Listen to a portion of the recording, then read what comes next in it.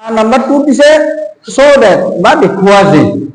কি দেখুৱা লাগে tan 48 into tan 23 into tan 42 into tan 67 degree is equal to 1 তো LHS কি দিছে LHS to LHS দিছে tan 48 degree into tan 23 degree into tan 42 degree into tan 67 degree হল এইটো দিয়া আছে তো ইয়াৰে আমি যিকোনো দুটা কনভাৰ্ট কৰিলো সাপোজ তোমাৰ tan 48 আছে হয় না তো আমি এইটো কি লিখিম tan 90 degree minus 42 যেহেতু তোমাৰ কি হয় 90 ৰ পৰা 42 মাইনাস কৰিলে 48 পাম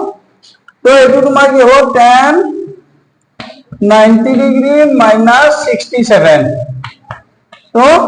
tan 90 degree পৰা যদি আমি কি কৰো 67 মাইনাস কৰো তেতিয়া হলে tan 23 degree পাম তাৰ মানে tan 23 ৰ পৰিৱৰ্তে আমি কি লিখছো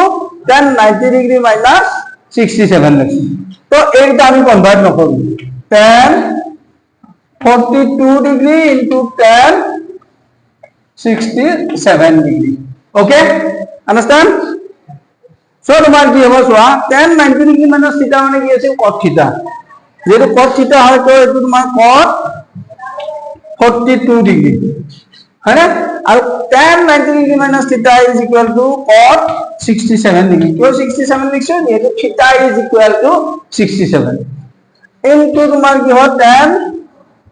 42 into tan 67 হল তাৰ পিছত আমি কি কৰিম সোৱা তো cos 42 আছে না cos 42 into tan